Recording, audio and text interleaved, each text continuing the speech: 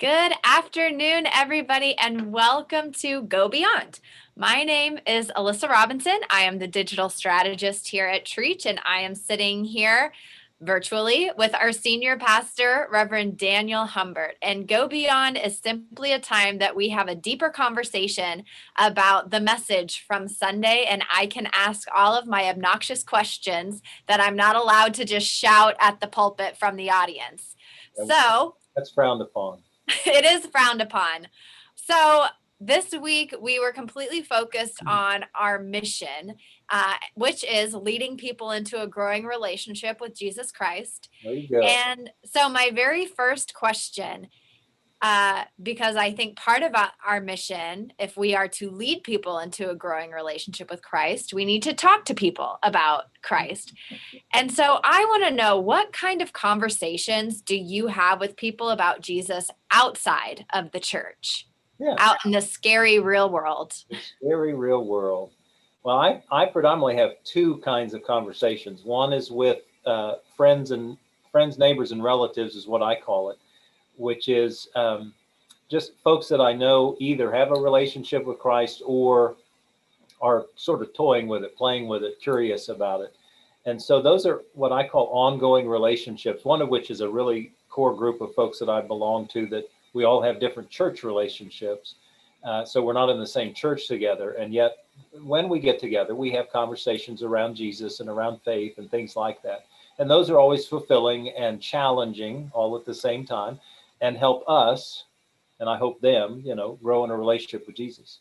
The others are what I just call random. So whether it's out in the community or whether it's on a trip that I'm on or whatever, where random conversation starts and somehow we go down a trail and I start talking about my faith somehow, some way.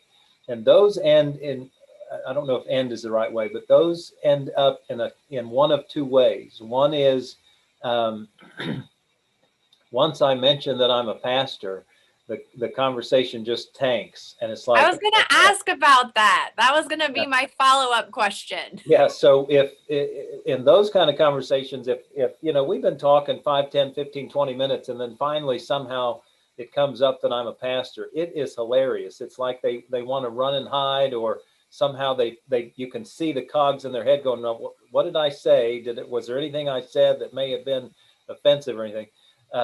And those are not helpful conversations. But on the other hand, the other conversations are actually kind of fun, where people have, at least I hope I do, sort of give them permission to, to ask anything or in any way that they feel might be helpful, to just learn more about Jesus or about faith or things like that. I try to encourage folks because I love a challenging question, and I love the opportunity to just try to respond. Sometimes it might be helpful, sometimes it may not, but just try to respond. And those are fun. I love those kinds of conversations. They don't happen every day by any stretch of the imagination, but they happen, pretty regularly. So it's kind of fun. Well, and one of the things that I said on Monday is one of my favorite things to do pre-COVID was to sit at a bar and ask the person next to me, what are your thoughts on God? And they always have an answer.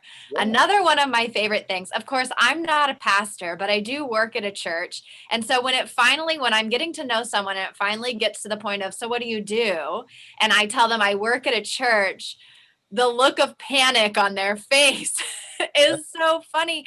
But it also makes me sad, because it means that they have all of these heavy assumptions around, they automatically assume they're being judged. They automatically assume that I am not approving of their lifestyle, their choices, whatever it is, however they've expressed themselves. And that part of it makes me really sad to know that it shuts people down in that way. I agree. And that's about, that's kind of what I was referring to earlier. Whether you're on church staff or a pastor, there's this instant sort of freeze, right? And you don't know how they're going to respond after that. And unfortunately, their experiences are justified. They've been hurt by the church, or have had bad experiences, or just feel as though those who claim to be followers of Jesus are not doing it very well. And unfortunately, we've seen that lived out over the last few years as well, that the witness for Jesus has taken a bit of a hit over the last few years, and that's hard to deal with. Hmm. So one of the things, speaking of judgment and assumptions, one of the things that you were speaking to on Sunday is being open-minded with conversations with people who disagree with you. And something that I personally struggle with, and I want to get your input on, is how do you react to someone when you find their personal theology about God or Jesus to be damaging, either to themselves or to other people? Yeah. Well, that question, golly, in my opinion, has lots of sort of avenues for it. And so for me, I suppose it depends on the relationship. If I'm very close to somebody and have had a long-standing relationship, and we somehow get on a theological concept on which we disagree, I'm going to be a little more frank and open with my opinion, my thought, and challenging of them. If, on the other hand, it's a less intense relationship, I'm going to try to be a little more gracious about, golly, so tell me more about why you think that, or how did you get there? And then I'm going to try to offer them, my insight or my thoughts that I hope will sway them, influence them, cause them pause about whatever it is they're thinking about. For me personally, the most common things that I run across with folks who have sort of, I don't know that I'd use the word damaging for them, but just, can cause not helpful or not positive ways forward, or about, suffering in the world and why is it happening, and is God literally causing it all, or salvation in terms of what its impact on the afterlife. That, of course, becomes a very common thing. And it's not so much that that's damaging as it can cause poor understandings of God and self. And I always just want to try to help folks get past that or get beyond that.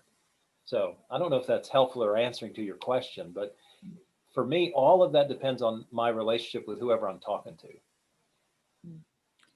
And my last question for today is more of an attack than a question, because this is all personal opinion. Okay, so on Sunday, you were talking about the story of Martha and Mary, which has always driven me crazy, that Jesus is coming to spend time with Martha and Mary, and Martha is running around preparing things, getting the food ready, cleaning up, doing the work, and Mary is just sitting at Jesus's feet.